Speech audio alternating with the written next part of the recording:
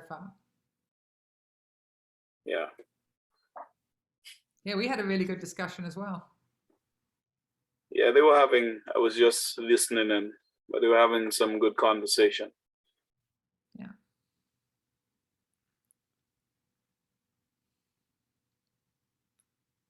Eight, 9. Okay. I think we should be all there now. Yeah, okay, excellent. Right, good. So I know that my group had a really good conversation and they identified a lot of things. But because we don't have lots of time today, if I was doing a half-hour session, we'd go through and everybody would be able to talk about it. But I'm just going to show you what the 10 attributes are that they've identified. And what you'll see is some of the things, like you talked about non-revenue water. Well, that comes under water resource adequacy and financial viability. But the 10 attributes, product quality. So how is the quality of your water? Is it safe? Are you meeting requirements? Are you meeting the standards? Customer satisfaction is one. And that ties in. You see, they all tie in together. If you haven't got good quality product, you're not going to have customer satisfaction. Many of you talked about training employees and the leadership and bad leadership, that makes the utility not run well. So we need employee leadership and development. And this is what the EUM certificate program does, is it develops this leadership and gives you a different way of looking at things and an understanding of all these areas. How do you operate optimally? How do you get the most out of your utility? Financial viability. How do you structure your finances so you are viable for the long term and that you have enough money to run your operations, to pay your people an adequate wage, and also to budget for capital projects?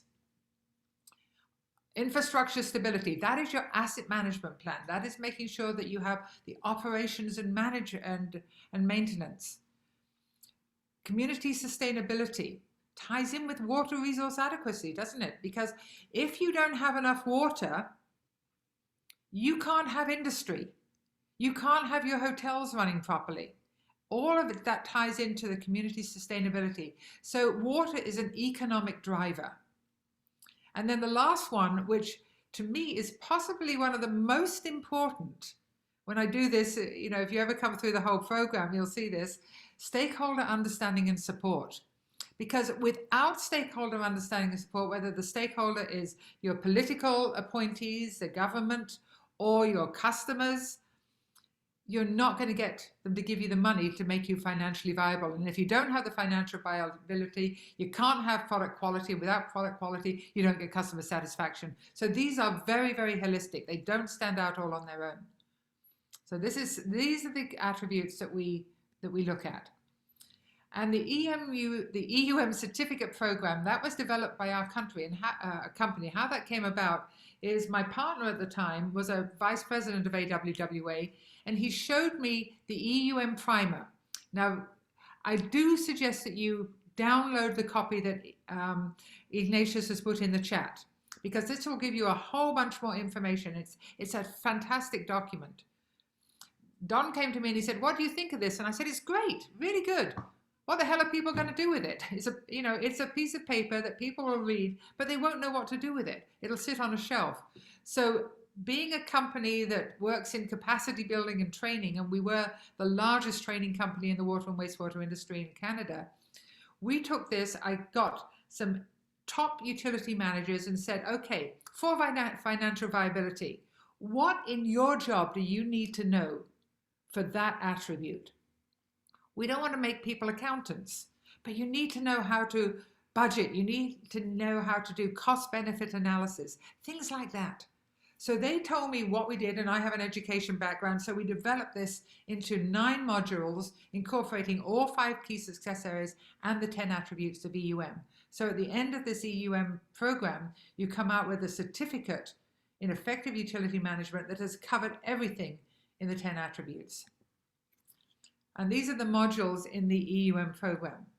So they don't line up, there's not 10 of them, because with stakeholder understanding and support, that comes into just about all of these. So if you're doing the setting rates and tariffs, if you can't present properly and get the buy-in from your stakeholders, you're not going to get very far. If you're looking at integrated asset management and you need to make your case to senior management or to the government, you better be able to present properly. So in the modules, we not only look at the technical aspects of it, we look at the building up the stakeholder understanding and support, being able to present these things properly. And we critique both. We've worked in the Caribbean doing this. We partnered at one point with CAWASA, and but the way to really make this have a big difference in a utility is to do what we did at WASCO, which is where you train the entire team. And Shannon, I don't know if you were in the training we did in Dominica when we were doing the rate and tariff application. We took the management staff there, and we went through the financial viability module and the setting rates and tariffs module. And I perhaps shouldn't speak out of turn, but it was a really, really busy time because it was not that long after the hurricane.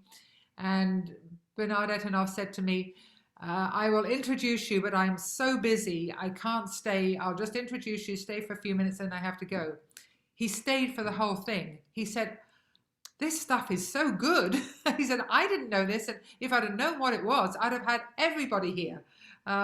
So it's a lot of hands-on learning, because what you're doing is you develop, it's a 2-day program for each module. Day 1 is a lot of lecture, but day 2, you actually start building things. Like on the fundamentals of performance measurement and benchmarking. In day 2, you build your own KPIs. You build them for the wastewater treatment, wastewater collection, water treatment, water collection, safety issues. So you build them as to what you're going to need in your utility. The first group we put through was in the city of Colonos.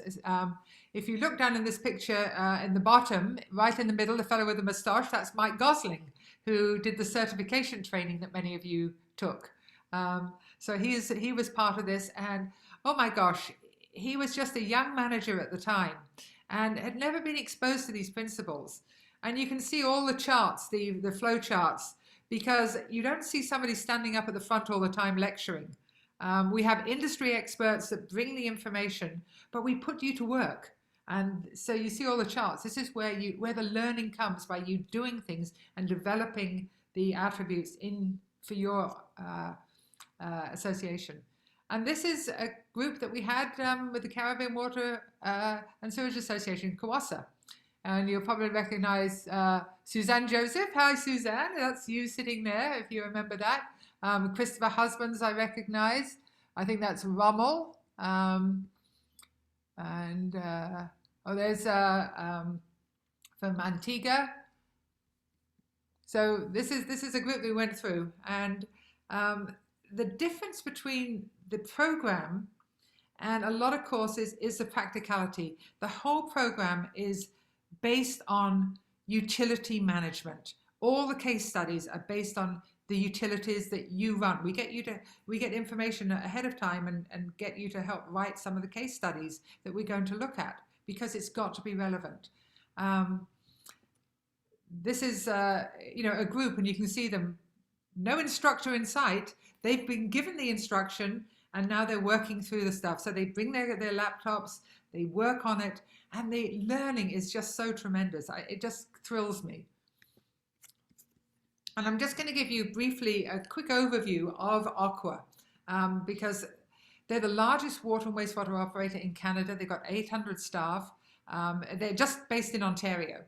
And they have a hub and spoke network. They manage 785 water and wastewater facilities across Ontario, and they provide services to 253 clients. So in Canada, the water utilities basically run a municipality. Now, a municipality might be very small, or it could be 5 million people. So they run right across, but they come in as an independent agency, and they're quasi-government, they're hands-on government, but they come in and manage these utilities. And they are fantastic technically, but they didn't know how to do the soft skills. They didn't know this type of stuff that we're teaching. Oh, come on. This is a group. We have a lot of fun in the training. Anybody who has been through our training, I remember Suzanne and Ignatius will know Zilta George at Wasco. And I remember her standing up and having a big argument on a cost-benefit analysis program and pointing her finger, and they were screaming across the room. And I'd never trained in the Caribbean before. And I was quite worried until they broke down laughing, and everybody just laughs. And it was great fun. So we play a lot of games, but they all have a meaning. And you can see here, we're one of the winners of one of the competitions that we had. So the past management training that they did was in business courses delivered by an Ontario university. Now, I'm taking these are not my slides. These are the slides that the general manager of Aqua gave to the Canadian Water and Wastewater Association conference. So, but I've just taken them. So I'm not trying to blow the horn, but this is what he said. He said, and though they were generically useful, the courses were not focused on the interests or field-specific challenges of utility management. And what happened, the people in the utilities hated them. They said, this has got no relevance to what we do. So they came back to us and they had gone through a very big organizational transformation. They had a lot of new managers, and we provided them with the right blend of training to help them be successful. We originally started out training 80 managers. Today there are, well, there was over 120. They've graduated. They all have their certificates now. And we identified mentors. So they took the program over 3 years. And the first, if I say the first graduates, sort of, you know, they actually have now graduated. The results were a custom relevant program, very, very engaged participants. Managers were phoning up their boss and saying, can I go in this program? And that was exactly the same as what happened in Wasco, because at Wasco, the human resources manager, human relations manager, said to me that after the first program, she had a lineup of managers coming and saying, when is the next one?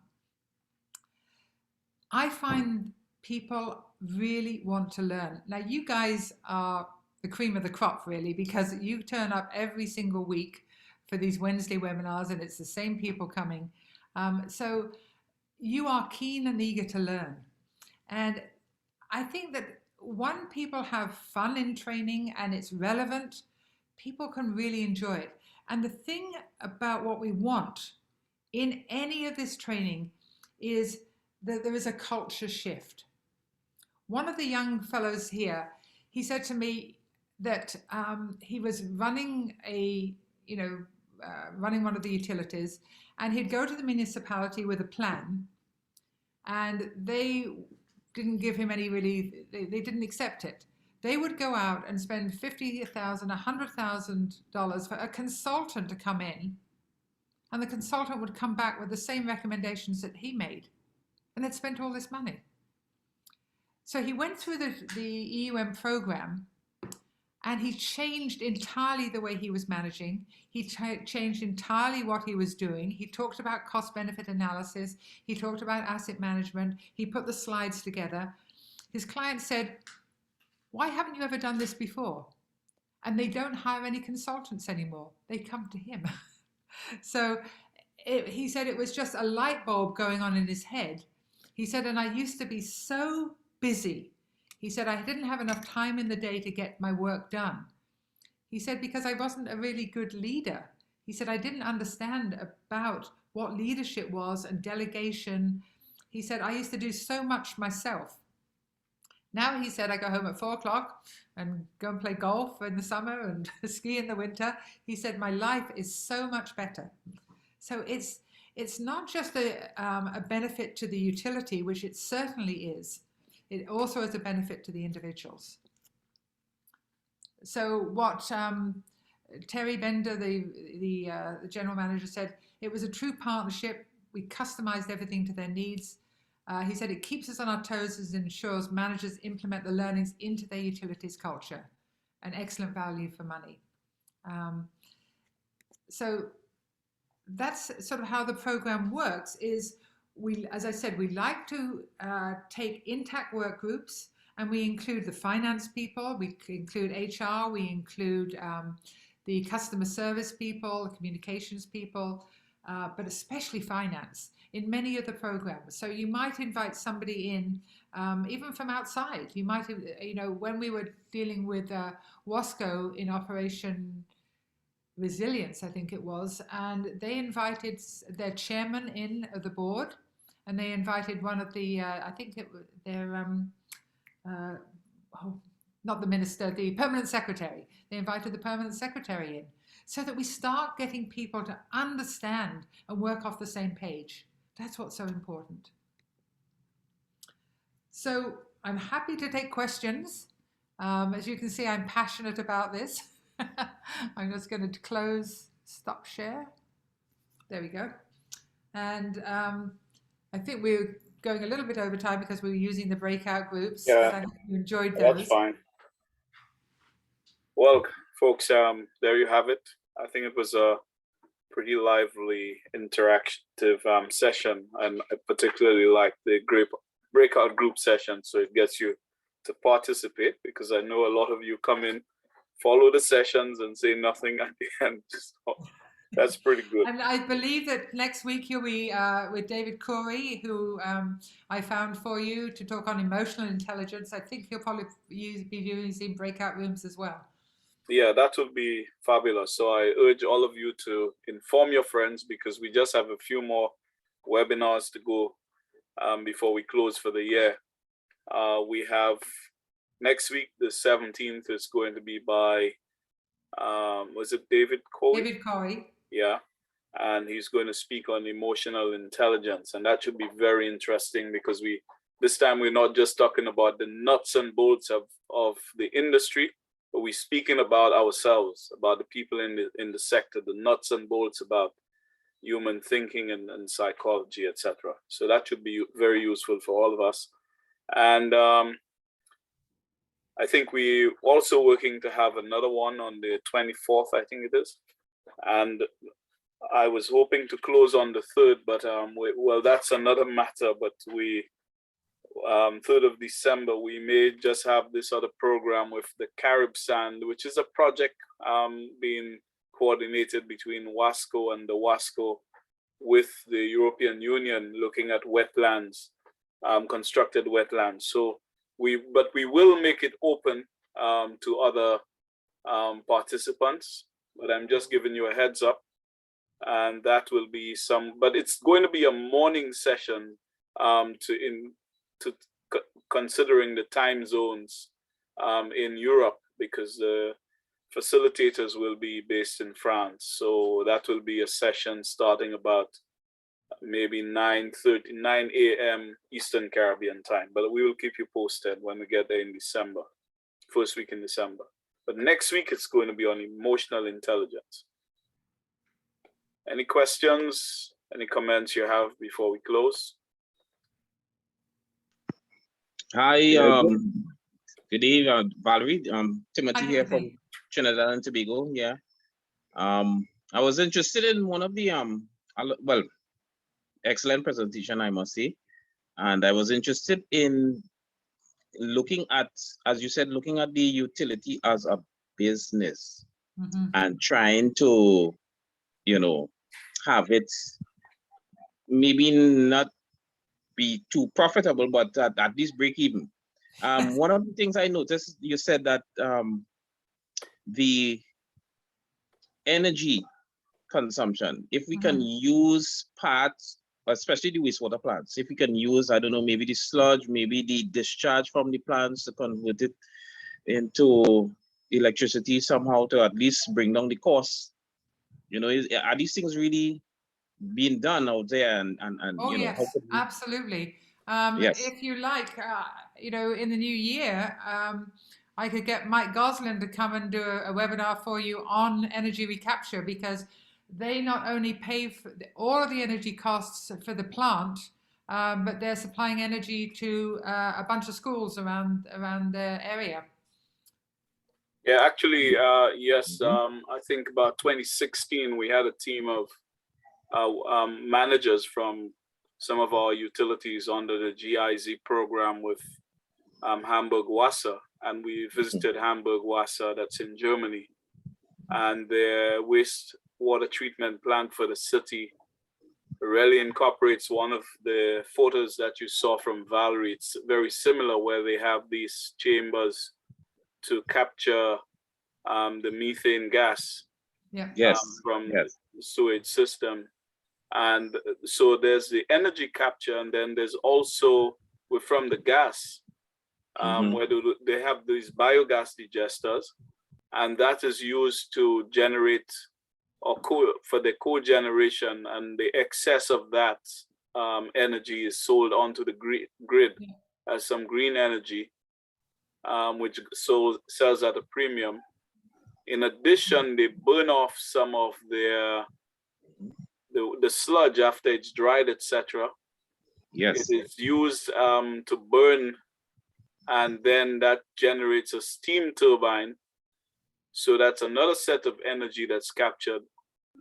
I think there's some other thing that they use. I think there's some also wind turbines on the site, but that is not really from, but they do have a lot of cogeneration of power from the sewage treatment plant.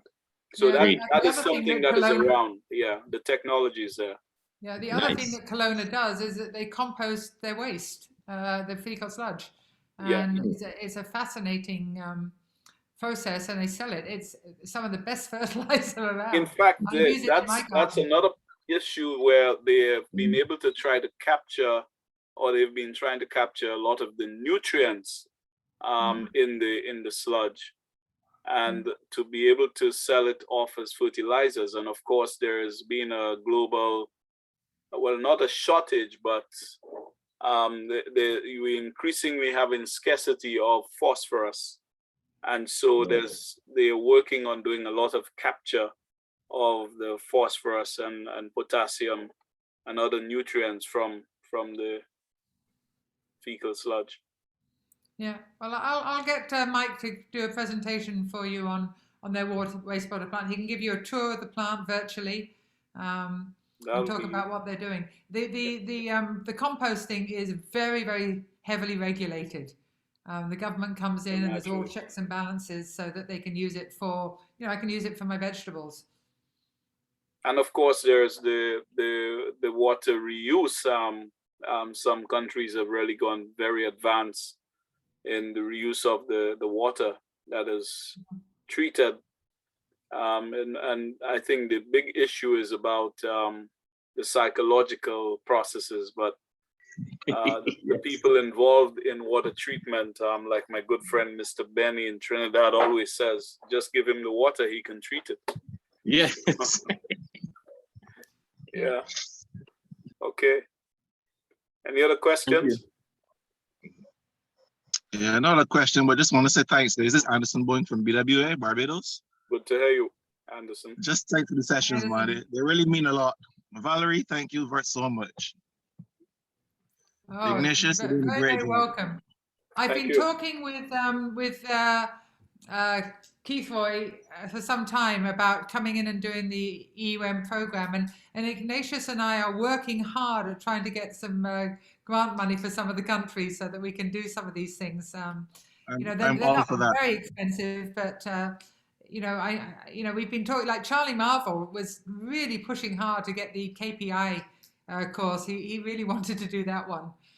We didn't get it done in BWA, but we got it in with his wife Janice at the central bank. I came down and did a session on key performance indicators and benchmarking for the Central Bank of Barbados.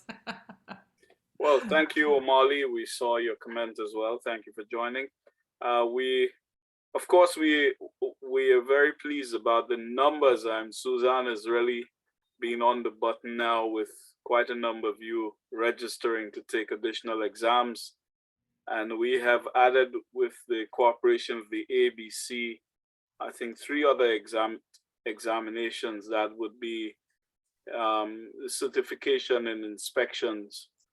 And so we have seen an increase in the numbers. So this is very good. And I think those webinars and the tutorials have certainly caused a lot of our operators to get more interested in being certified and keeping updating themselves with the emerging issues and current issues in the industry. So that's all good for your personal development in your careers. Yeah, and hopefully we will have, in the new year, we'll do a wastewater collection certification training program. And we're also hoping that's an offer from the ABC to work on the professional operators certification. And Mr. Bishop, who is the executive director, CEO of the ABC, is very keen on doing that. So we hopefully will have another session where we can discuss this and the process for going about it. So we have some exciting yes, I'm looking forward to that also. The new year. The PO seems very exciting also, so I'm in for that. Yeah, great. All right. And Ignatius has, putting on my Operators Without Borders hat, Ignatius does have about 70 courses that I have sent that we can give to any utility. So if any of you want to know what courses we can provide you free of charge, just let us know, because we, as I said, we were the largest training company in Canada, and we are providing all of those courses now free of charge. So people like Mike, who you've dealt with, or the 3 Mikes, and many other, we have a lot of one-day courses, chlorination, distribution, breaks and repairs, just about anything that you need, we've got a course on. So in your utility, if you want us to come and train your utility, you can just get a hold of Ignatius, get a hold of me, and we can set up a training for you. Okay. Sounds good. Yeah. All right, then. I think we've gone well over time. And we want to thank you, Valerie, for, as usual, giving us your time. You've missed your lunch. It's way into the afternoon now. I've been eating too much anyway. I can afford to lose a lunch. Okay. Okay, folks. So thank you very much for joining. Thanks, everybody. And your Great participation. See you next week. Have a good one. Bye-bye. Ignatius John from CAWASA signing off on webinar number 25 in the 2021 series. Over and out. Bye-bye.